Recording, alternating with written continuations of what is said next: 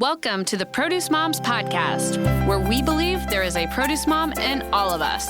I'm Lori Taylor, founder and CEO of the Produce Moms. For 10 years, I sold fresh produce to over 300 grocery stores in the U.S. And today, my team and I are fully focused on inspiring people to eat more fruits and vegetables. This show is just one of the ways that we hope to inspire you and your family to eat more produce and live a better life. If you like what you're hearing on the podcast, join our community of almost 40,000 in all 50 states and over 30 countries by visiting theproducemoms.com/subscribe. And be sure to subscribe and leave us a review on iTunes. Thanks for being here. Enjoy today's show. Hey everyone, welcome back to the Produce Moms Podcast. This is Lori Taylor. We're just bringing you the world today. It's going to be an incredible episode. I am so honored to be joined by three incredible women who are literally calling in from around the world. We are showcasing the SheTrades program. SheTrades is a program of the International Trade Center. The International Trade Center, or the ITC, is a joint agency of the World Trade Organization and the United Nations. So our three guests today, we have Frederine Derlot. Frederine, please say hello. Hello, everyone. I am ITC Fresh Produce Expert. I'm delighted to be on the show with you today. Thank you, Frederine. It's great to have you. Frederine is calling in from France. She is based, she's an employee of the United Nations agency that is based in Geneva. So, Frederine, we're really glad you're here. Thanks for being here. We also have Lizbeth Becerra. I'm sorry, Lizbeth, I just mispronounced your name. All right. You did it perfectly correct. And I'm excited to be here as well. Thank you. Well, thank you. Yes, it's wonderful to have you. Lizbeth is also calling in. She's employed by the International Trade Center. She's calling in today from Geneva, Switzerland. And we also have Susan Mugure, and Susan is the agribusiness sector lead in Kenya. And that is where Susan is calling in from today. So Susan, welcome. Thank you very much for having me. I'm really glad to be on this podcast. Thank you. Okay, this is just like female power, ladies. This is going to be wonderful. So we literally have so much to discuss. I have really enjoyed meeting all three of these women. We had a wonderful conversation in preparation for today's recording, where they gave me the 101 really on what is SheTrades, what is the International Trade Center, why women are so important in the global agriculture industry. And I must give a huge shout out and a line of gratitude right now to Julie Escobar. She is the co-founder of Global Women Fresh. She's been a guest on the podcast, and Julie connected all of us. And that's one thing Julie's so good at. And she's always looking to advance women everywhere in the agriculture industry. So it's great to be here. And Julie, thanks for your role in making this episode possible. So we're going to start off with three guests. We're going to kind of, all three of these women are going to share insights. We're going to actually start off the show. Liz, I'm going to ask you to help our listeners really just understand what these programs that you represent are all about. What is the International Trade Center and what is SheTrades? Yeah, perfect. So as you mentioned, the International Trade Center is a joint agency of the World Trade Organization and the United Nations. ITC assists small and medium-sized enterprises in developing and least developed countries to become more competitive in global markets, so thereby contributing to sustainable economic development. So in this sense, SheTrades is a flagship initiative of the International Trade Center that provides women entrepreneurs around the world with a unique network and platforms to connect to international markets. And more than that, SheTrades, it's also, we work with governments, corporations, business organizations, and producers to undertake research, shape enabling trade policies and regulations to facilitate as well financing and expand access to market, public tenders, corporate supply chains, all of these to promote a women-inclusive business ecosystem. Actually, the initiative has an aim to connect 3 million women entrepreneurs to market by 2021. Wow, that's right around the corner. Are you guys going to meet the goal? We are in the process of it, and we really hope, because the main point of this initiative is that empowering women to trade benefits everyone. Yes. If I can give you some information about what we have and why is it so important to put more women into trade, because more women participating, in international trade does not only lead to more trade, but it also opens new economic opportunities for other women and translate into greater productivity and competitiveness for businesses, overall economic growth, and improved livelihoods for all. Yeah, no, it's so important. So give an example of what it means to, like, when you say help women participate in trade, is that the same as saying get women involved in business? It can be as well, but I think it goes a little bit beyond, because involving more women into trade, not only in businesses, but it also involves more women in the supply chain as well. So as employee, as suppliers. So it's more comprehensive, I'll say. Yes. Yeah. No. And it's when I review the website, and one of my takeaways from our first meeting was it really empowers women entrepreneurship and ownership. Indeed. Yes. Yeah. It's wonderful. It's a very important initiative, and it's so great that there's this global effort. Is SheTrades active in all continents? Do you have target markets? So this initiative is welcome for every woman entrepreneur all over the world to join us and connect. And within this specific initiative, we also have some specific programs where some of our donors would like us to intervene in specific countries that, based on a deep research, it has been proved that women are not that specifically, or are not that many, for example, in a sector, in a country, and then we intervene in order to promote a more women-inclusive business ecosystem in that specific country. So sometimes we have projects, but generally we have a one-stop shop that is SheTrades.com, where every woman around the world can just log in and connect with other women. Yeah, that's great. It's great. And I highly encourage everyone to check it out, SheTrades.com. Frederine, you are the fresh fruit and vegetable expert for the International Trade Center, and you provide technical assistance to growers and exporters of fresh produce literally all around the world. So I would love to get your thoughts now on how agriculture empowers women around the globe.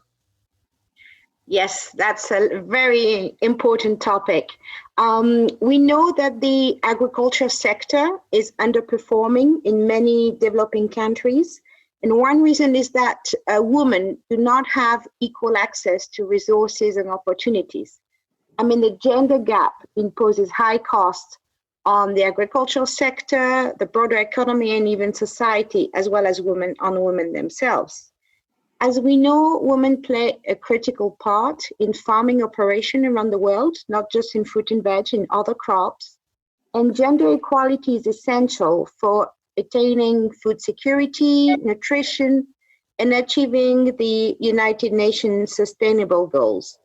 Those 17 sustainable goals were designed to be a blueprint to achieve a better and more sustainable future for all.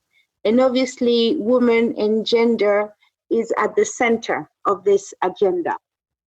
So we have all around the world, whether it's Africa, Asia, Latin America, you see when you work in this sector that women are critical agents of change in the fight against rural poverty. And they represent about 50% of the agricultural workforce in development. Wow, 50%. Yes, 50%. And wow. It's even higher in Africa, for instance, it's 70% of food production is done by women, and 80 to 90% of food processing, storage, and so on is done by women. So rural women, not just women entrepreneurs, play a critical role in food production and food security around the world. Wow. Yeah. I mean, Susan, you're joining us from Kenya, agriculture sector specialist here, based in Kenya. Any thoughts that you'd like to share? I mean, one thing that I really took away from our previous meeting was how you emphasized that women have this quality assurance role in the global food supply chain. I'd love to welcome you onto the show with your thoughts on this topic and how agriculture empowers women around the globe, and specifically in Kenya. Thank you very much. I must say that women as you've said, within the agricultural supply chain perform a very important role in terms of quality assurance within the system, right from the top at managerial level to operations, and even right up to grading and sorting level. And so you find that when it comes to employment opportunities and the ability to have quality assurance within the system, to be able to do the grading, the sorting, then you find that a lot of these tasks are performed by women.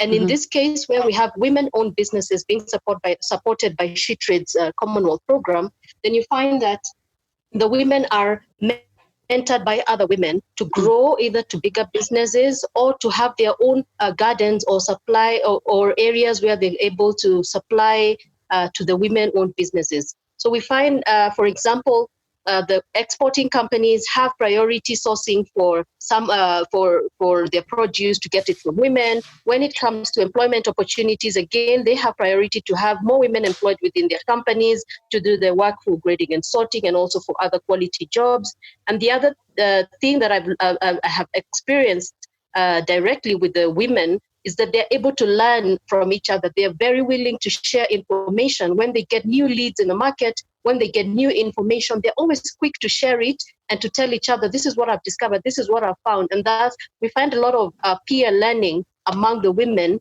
and they help each other grow. Thank you. Of course. Thank you. And, Liz, Susan mentioned the SheTrades Commonwealth project. Tell us a little bit more about that project specifically, please. Yeah, so as I mentioned, the SheTrades Initiative has different projects. So SheTrades Commonwealth is actually one of the projects where Susan is supporting.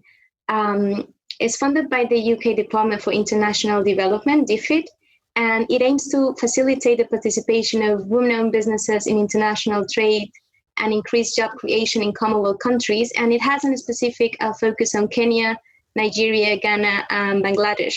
So for example, for this program, we support more women-owned businesses to participate in trade by increasing their visibility and connect them to potential buyers, investors, suppliers, business organization. We provide capacity building trainings, e-learning courses, workshops, dish to dish new skills to help the women-owned business grow their business. We also provide support when they are ready, when they have the capacity to export already, to attend regional and international trade fairs to meet with buyers. And this is basically a little bit, in a nutshell, what SheTrades Commonwealth is. Yeah, no, it's great. And gosh, I just keep thinking about both of those remarks. And I want any of our listeners today that have had the opportunity to tour a farming operation, doesn't matter where you're at. I want to have you think for a second. If you've been in a packing house in the United States, I'm going back to the experience I had with Del Monte in Costa Rica. It doesn't matter where you're at. And as Susan explained, that sorting and packing role is almost always done by women. It just blows my mind. So I had to say it again. It really is. It's an amazing initiative that you three women that are our guests here today are supporting. And there's some incredible stats that you've shared throughout this conversation.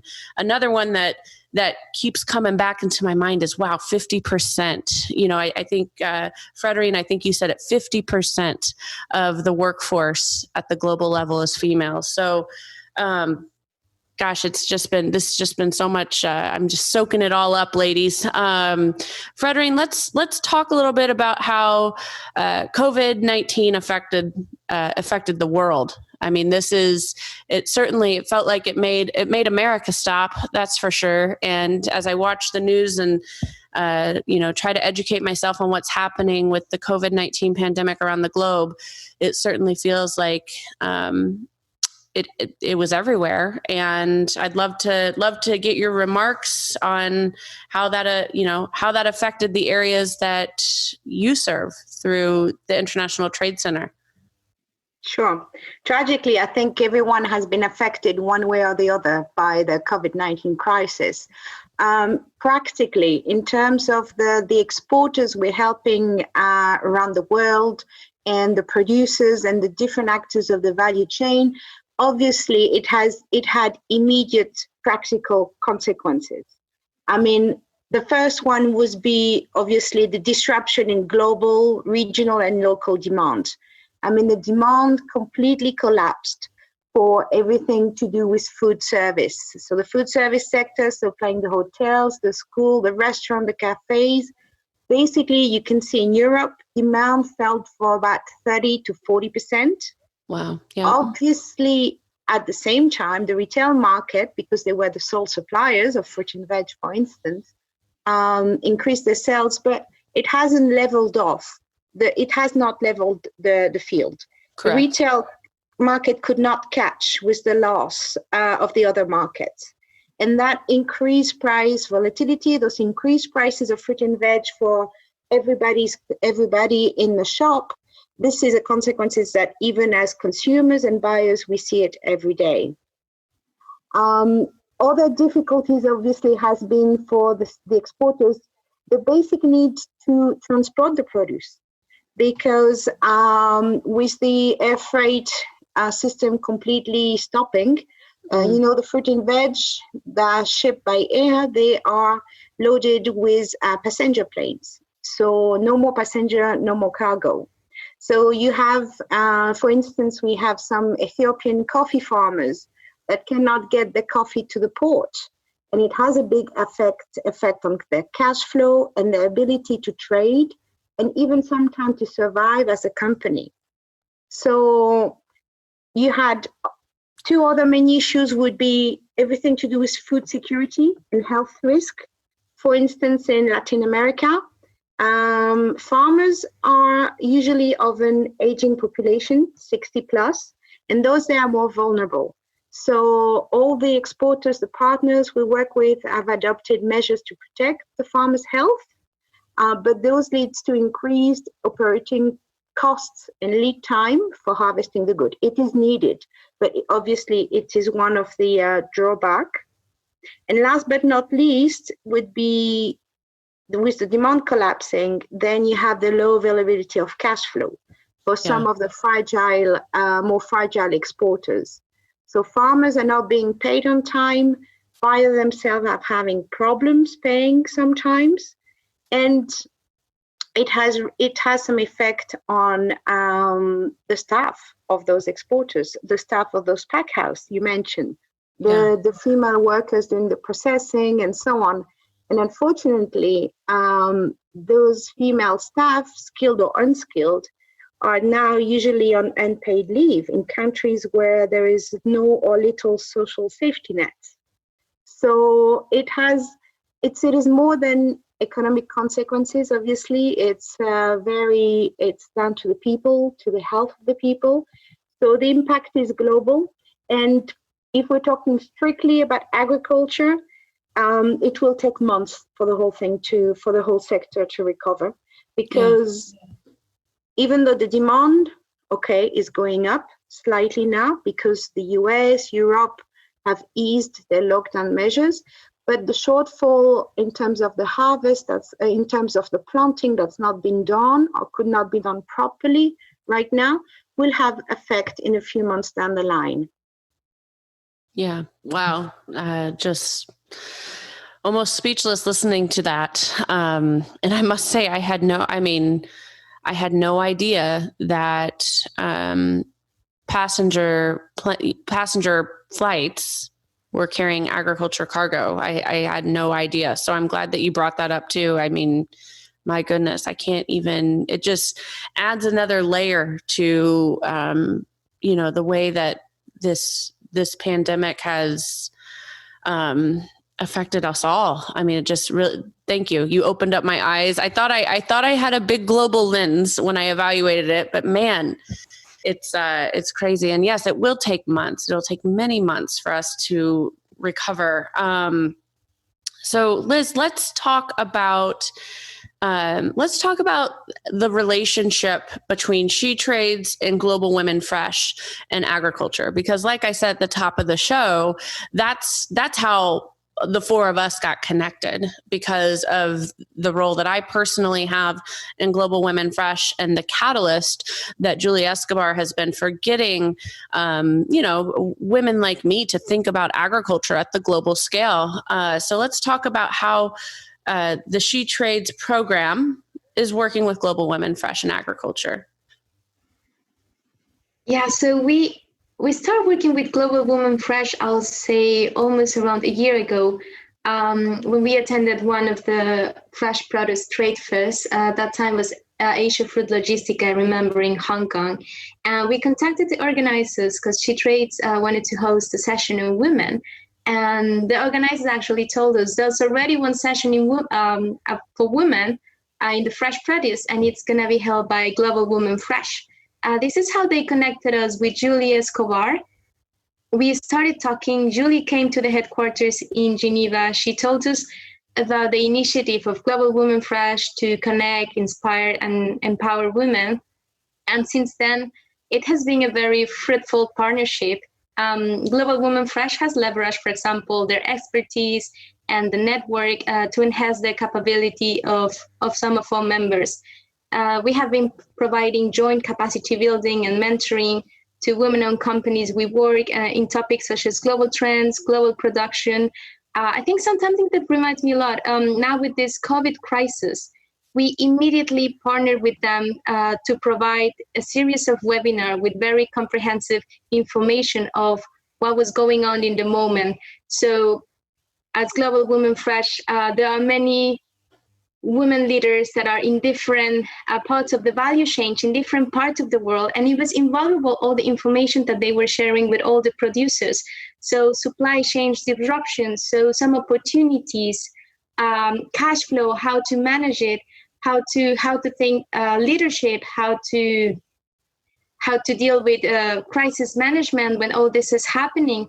And we were able to provide this really insightful capacity building for the women we support. And we also have been co-hosting, well before when everyone can travel, we hosted networking events as well, where the members of SheTrades were also introduced to the network of Global Women Fresh. And out of this, a lot of fruitful things had come, like new business partnerships, new possibilities, new friendships, even new, like more women supporting each other. So it has been really fruitful since then.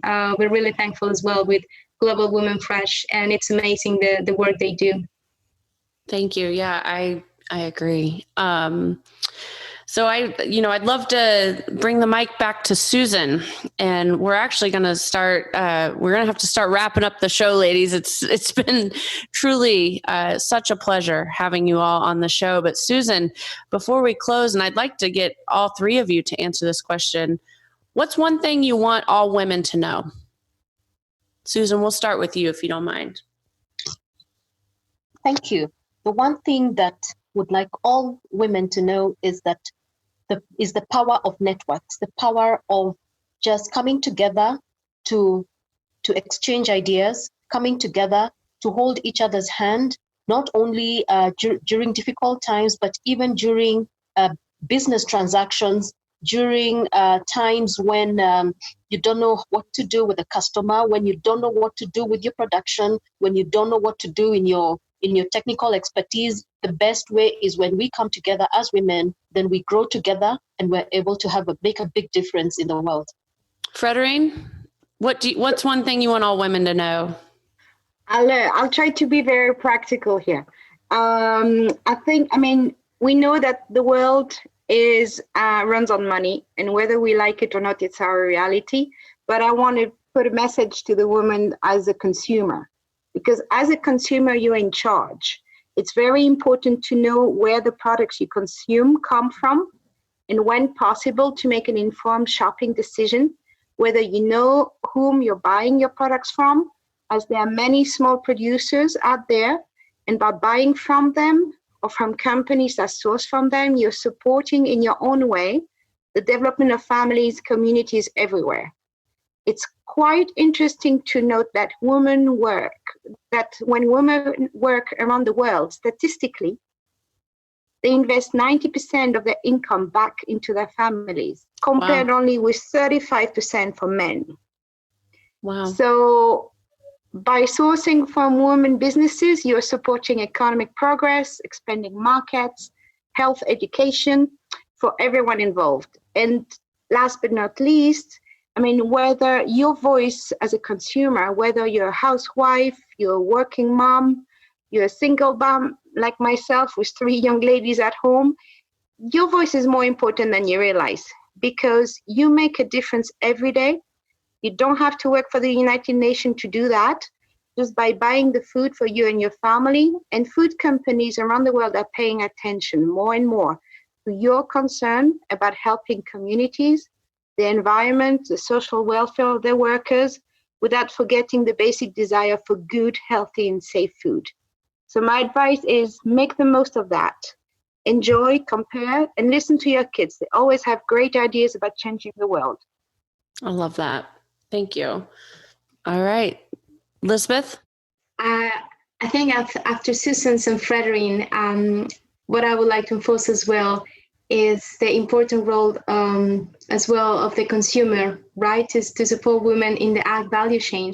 And just to keep adding to the statistics of how important this is, just want to mention, based on a lot of studies that we have been running as well, that the decision can be on us. You don't need to work for the United Nations to put a piece or a little bit of support into achieving this goal, just by actually maybe just really getting to know where the products are coming from and choosing to source from them.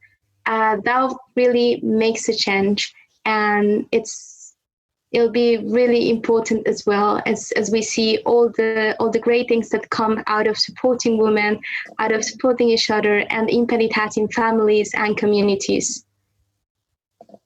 Thank you. And I agree. And, you know, I'll close with some remarks here.